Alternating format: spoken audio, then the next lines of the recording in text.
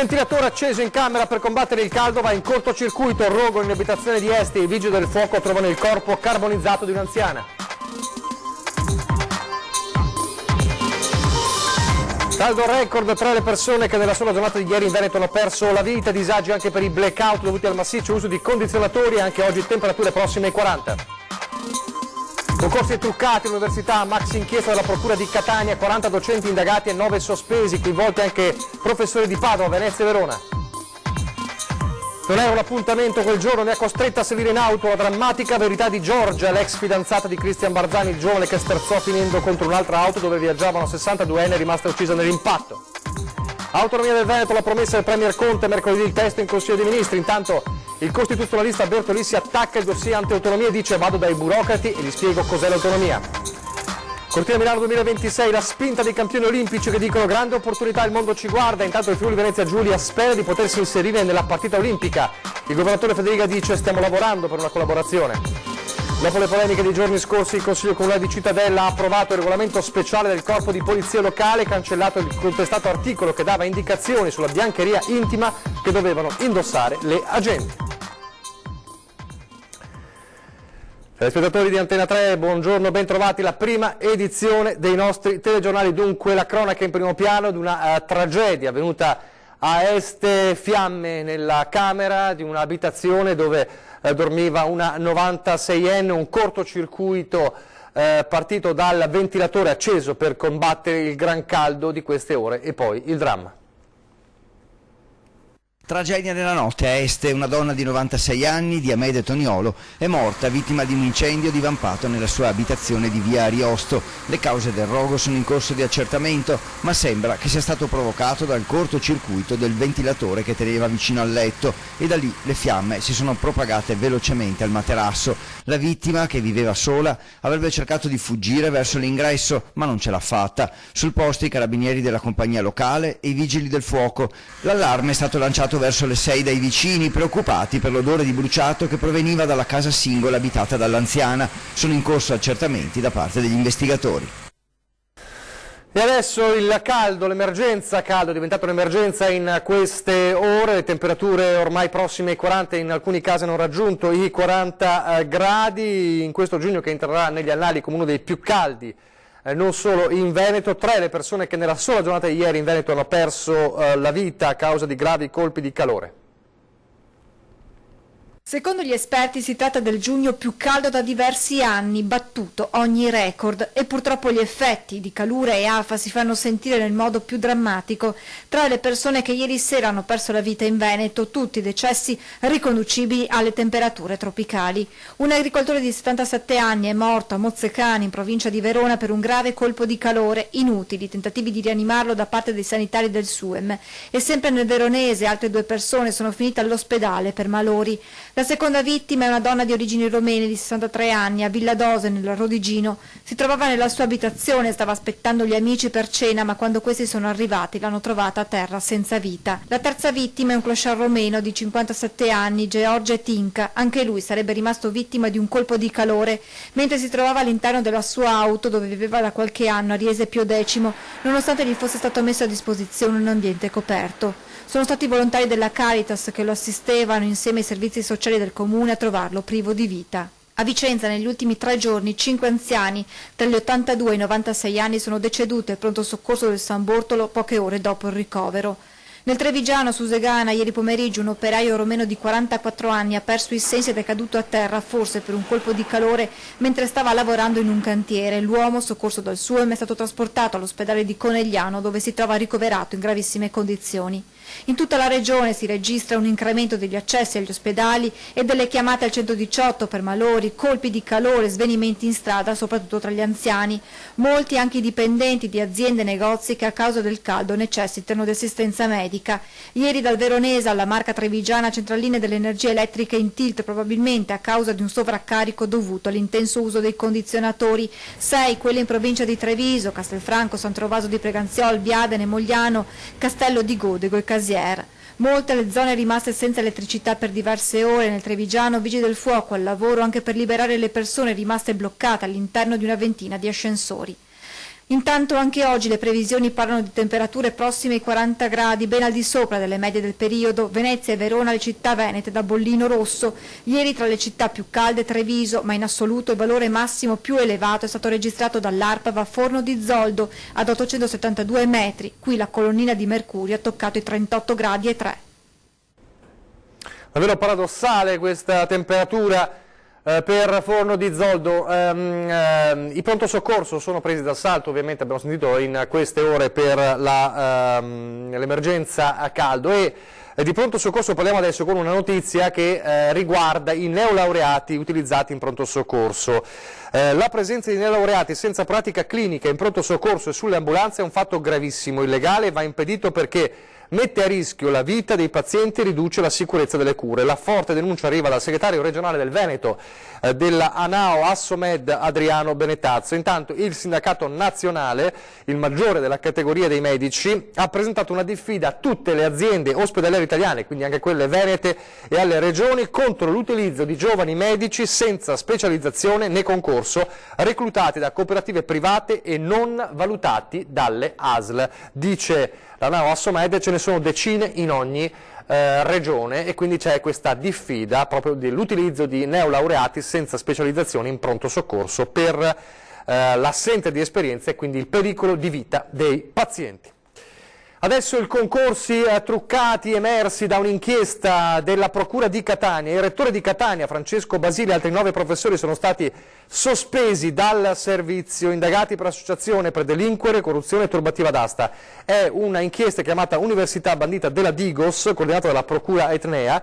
Nel mirino ci sono 27 concorsi. Complessivamente ci sono 40 i professori indagati, degli atenei di Bologna, Cagliari, Catania e Catanzaro, ma anche degli atenei di Padova, Venezia e Verona.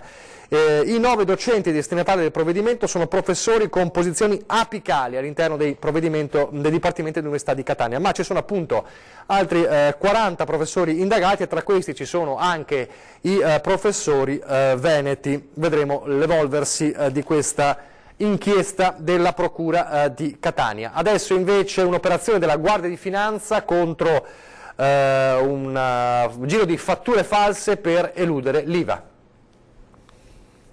15 persone residenti in varie città italiane, tra cui Venezia e Treviso, indagate, coinvolte 11 aziende con sede legale a Venezia, Scorzè, Caorle, Mira, Roma, Pescara e Vasto.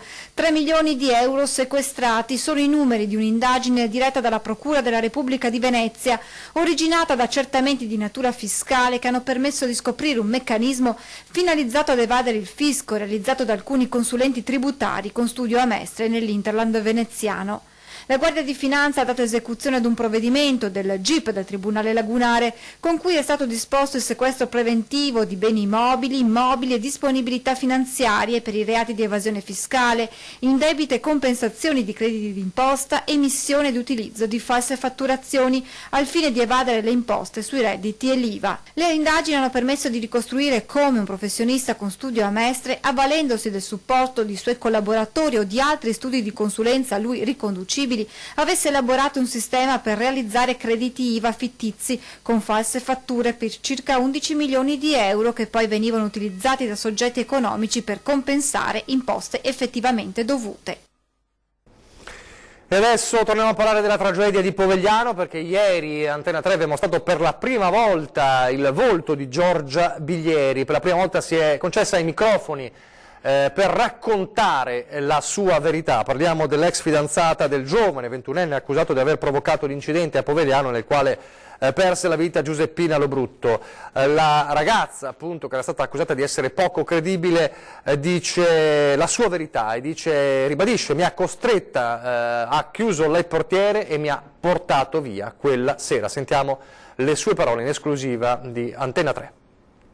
Comunque io sono stata costretta, sotto minacce, sotto pressioni anche per tanto tempo, cioè quindi quella sera non era un appuntamento, cioè io avevo la mia camicia da lavoro, per me doveva essere una cosa di 10 minuti, quindi io sono uscita e una volta che sono salita in macchina lui ha chiuso le portiere, mi ha portato via da qui, noi dovevamo vederci nel parcheggio dietro casa mia. La verità di Giorgia Biglieri, quella verità messa in discussione che oggi con grande forza ha deciso di raccontare.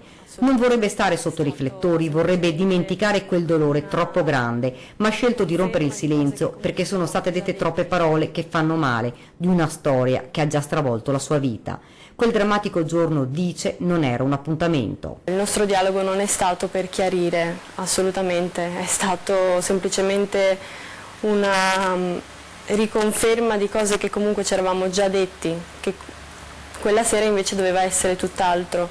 Io e lui dovevamo semplicemente chiarire questa situazione, nel senso che gli dovevo dire che la cosa per me era finita già da gennaio, quindi non era un incontro chiarificante tra di noi per riunirci, assolutamente no. Io avevo preso la mia decisione e volevo rimanere con quella. Dopodiché lui mi avrebbe lasciato stare, invece così non è stato. Il resto è la cronaca di una tragedia, l'incidente stradale nel quale ha perso la vita Giuseppina Lobrutto, che era in macchina con il marito rimasto ferito.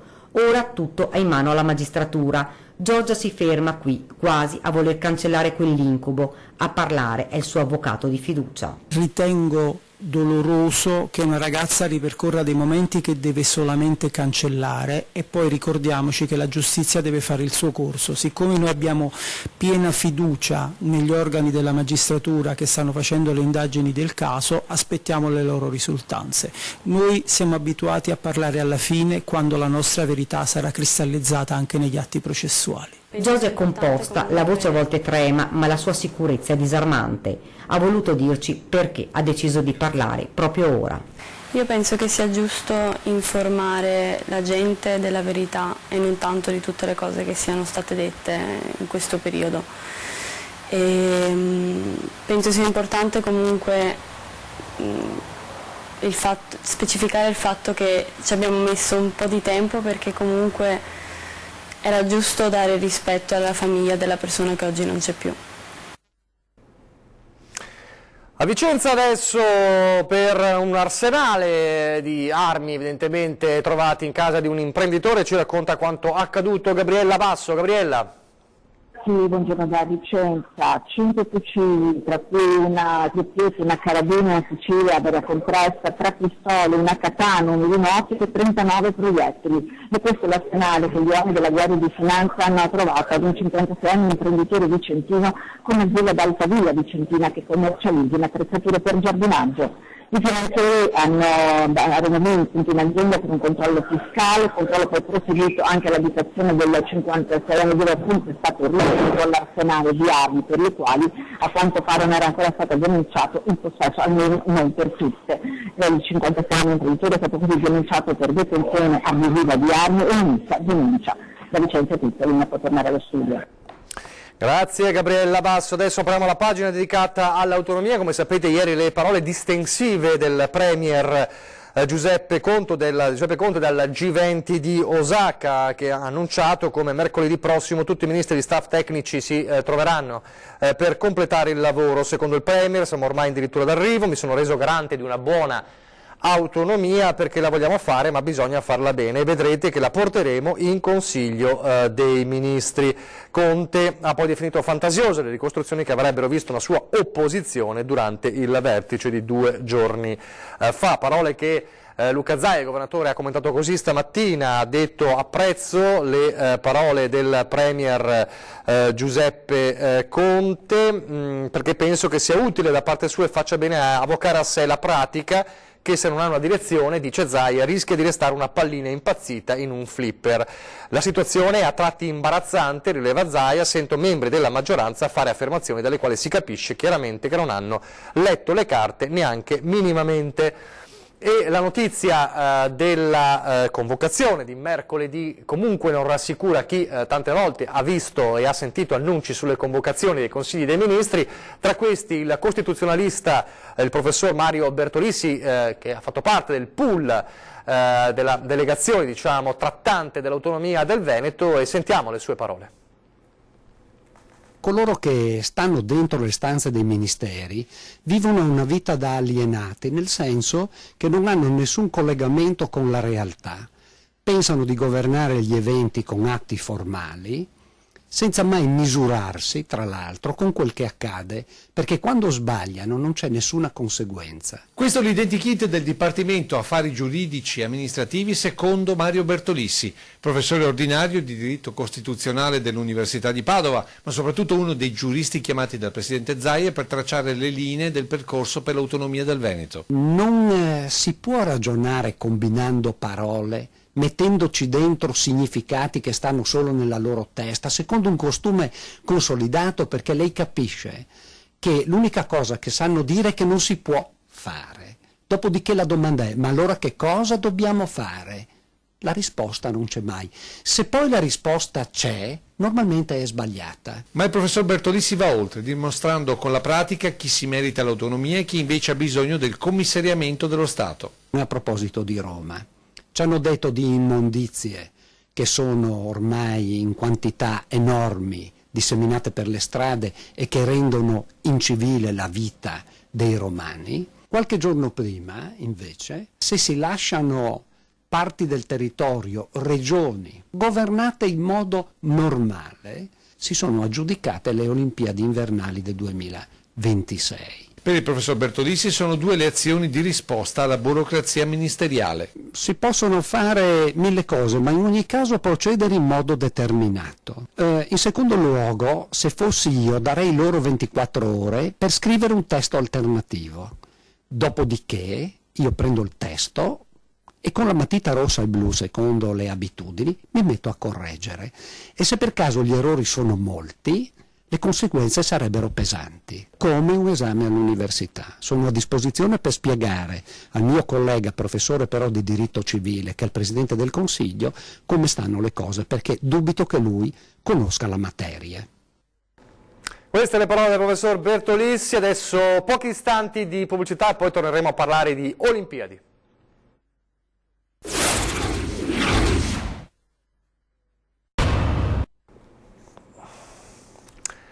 Rieccoci in studio, in diretta alla prima edizione dei nostri telegiornali. Dunque torniamo a parlare di Cortina Milano 2026 con gli addetti ai lavori che spingono per un'opportunità appunto unica in Veneto. Il mondo ci guarda, lo dicono atleti, anche olimpionici e imprenditori. Milano Cortina. Non abbiamo aspettato il nome intero perché solo con la M siamo tutti saltati sulla sedia. Un'emozione unica, irripetibile. Sebastiano Davalà, ex nazionale di bob, ha fatto parte della delegazione italiana presente lunedì a Losanna al momento dell'assegnazione delle Olimpiadi invernali 2026. Davalà di Cortina sa bene come i Giochi Olimpici rappresentino un'opportunità unica per questo territorio. Un'occasione irripetibile che va sfruttata già da martedì, il giorno dopo dell'assegnazione, con tutto quello che sarà l'organizzazione della struttura che andrà a gestire l'evento, la realizzazione, la gestione dell'evento stesso e soprattutto il post. Pietro Piller-Kotrer, campione olimpico di sci di fondo nel 2006, era tra gli atleti in gara ai Giochi invernali ospitati a Torino. A distanza di poco tempo, spiega, all'Italia è stata data nuovamente fiducia. Vogliamo fare estremamente bella figura sia organizzativamente parlando ma anche in termini di risultati. Il mondo ci guarda. Il mondo ci guarderà, probabilmente ci guarderà anche in fase di progettazione, di programmazione, ed è questo un motivo in più per noi per voler fare tutto veramente bene. Un'Italia che ha l'opportunità di mostrare agli occhi del mondo le sue eccellenze, dimostrandosi unita. Credo che questa sia una grande opportunità per presentare questo paese dalla Sicilia in Val d'Aosta. Io credo che sia l'unica cosa che noi dovremmo fare. E a proposito di Olimpiadi 2026, il governatore della Friuli Venezia Giulia, Massimiliano Fedriga, dice stiamo cercando di capire anche con il governatore del Veneto, Luca Zaia, come il Friuli Venezia Giulia possa collaborare in questa partita delle Olimpiadi. Lo ha detto ieri a Ferdinando Avarino, sentite le sue parole in questa intervista. Adesso noi dobbiamo cercare di inserirci in un secondo momento e non è mai facile inserirsi in secondo momento. È possibile, no? Perché in teoria il dossier è chiuso. No, devono essere il dossier definitivo deve essere ancora ovviamente esposto. E come si può inserire prima? Stiamo valutando su come si può inserire, se si può inserire prima di tutto e come farlo in seguito. Quindi non strutture ricettive, non gare però. No, Sì, addirittura. Noi stiamo cercando di capire se si può fare, perché avrebbe anche un senso, pensando anche alla continuità territoriale della nostra montagna, con il Veneto, con il Trentino, con la Lombardia, potrebbe dare una continuità che ha una logica. Aspettiamo, ecco. No, mi dica qualcosa di più, no, ma è importante questa, quindi lei dice è possibile non che... so di più, secondo me simbolicamente sarebbe bello vedere c'è l'unità dalla Lombardia al Friuli Venezia Giulia, un territorio che si integra, collabora, già succede da tantissimi punti di vista, quello culturale, quello economico, se lo manifestiamo anche dal punto di vista simbolico in quello sportivo, secondo me sarebbe una cosa interessante. Insomma, ha fatto presente che vi piacerebbe essere coinvolti nel progetto delle Olimpiadi. Questo sarebbe secondo me anche simbolicamente interessante. Ovviamente avere una specialità non è che cambia il futuro di un territorio, della nostra montagna, ma quello che ci interessa è proprio dare la dimostrazione plastica di questo territorio, delle nostre montagne, del nostro territorio, perché penso sia utile a tutti, non al Friuli Venezia Giulia perché ha una specialità. Un Federica che ricorderete nei giorni scorsi è stato anche al centro delle polemiche per la decisione di togliere dal palazzo istituzionale della regione lo striscione su Giulio Regeni, polemiche che sono replicate anche in Veneto e sono replicate a Mogliano, dove il sindaco ha fatto togliere lo striscione su Giulio Regeni ufficialmente perché era consunto, era rovinato. Ebbene, l'opposizione ha deciso di regalare al neo sindaco di Mogliano un nuovo striscione e glielo consegnerà. Abbiamo deciso di regalare a tutti quanti voi, a tutti quanti noi, un nuovo striscione per chiedere verità e giustizia ancora una volta per Giulio Regeni. Consegneremo questo regalo alla cittadinanza simbolicamente nelle mani del sindaco Bortolato al prossimo Consiglio Comunale. Tutto era nato qualche giorno fa, quando il sindaco di Mogliano Veneto Davide Bortolato aveva fatto togliere dalla facciata del municipio lo striscione perché sgualcito e rovinato, decisione che ha subito sollevato un ciclone di polemiche. Tanto che Giacomo Nilandi, consigliere di Mogliano Bene Comune, assieme ad Amnesty International, ha subito deciso di prendere la palla al balzo e farne arrivare uno nuovo nelle mani del sindaco. L'auspicio ovviamente dei promotori dell'iniziativa è che, visto che si tratta di una scritta decorosa, venga riposizionata nuovamente quanto prima in comune.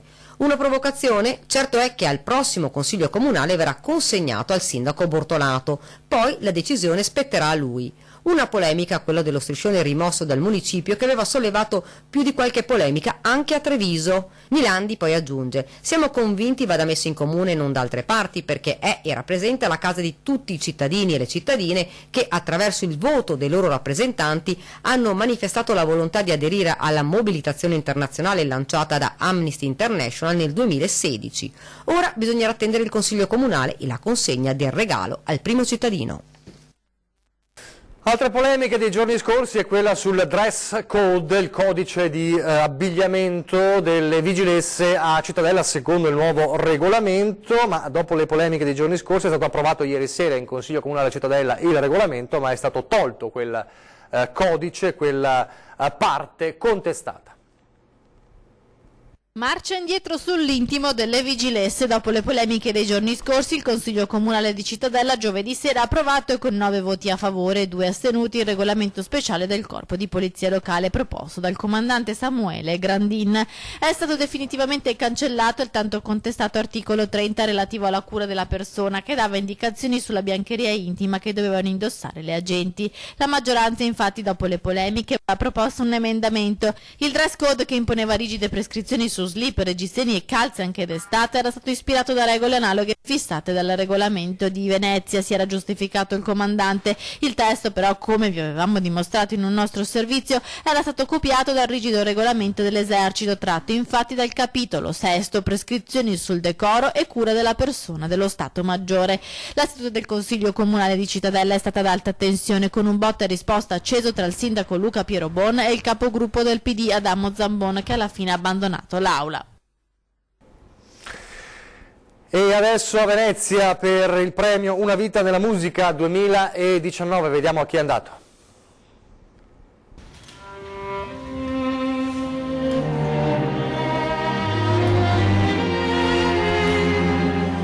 È di Milano, ha studiato nei conservatori di Perugia e Roma e all'Accademia di Siena e attualmente è direttore musicale del Teatro alla Scala e direttore principale della Filarmonica della Scala. Riccardo Sciai ha ricevuto al Teatro La Fenice il premio Una vita nella musica 2019, prestigioso riconoscimento creato nel 1979 da Bruno Tosi per celebrare le personalità più illustri della scena musicale internazionale e giunto quest'anno alla sua 32esima edizione. Prima di lui, solo per citare alcuni protagonisti, hanno ricevuto questo riconoscimento Rubinstein, Rostropovich, Abbado, Giulini e Bernstein, ma anche Carla Fracci, Zubin Mehta, Claudio Scimone e i solisti veneti. L'ultima esibizione di Riccardo Sciai sul palcoscenico del Teatro La Fenice corrisponde a un evento di grande rilievo nella storia del teatro veneziano, vale a dire il primo concerto dell'Orchestra Filarmonica della Fenice, il 10 maggio 2010. Il Gay Pride domani pomeriggio a Treviso, pronto a invadere le strade con oltre 3.000 persone. Ne parleremo questa sera a 20:10 con Stefano Pelloni, capogruppo del Partito Democratico in Consiglio Comunale Treviso, e con Riccardo Barbisan, capogruppo della Lega in Consiglio Comunale, nonché consigliere regionale appunto del Carroccio. E adesso le previsioni del tempo. Grazie per averci seguito, arrivederci.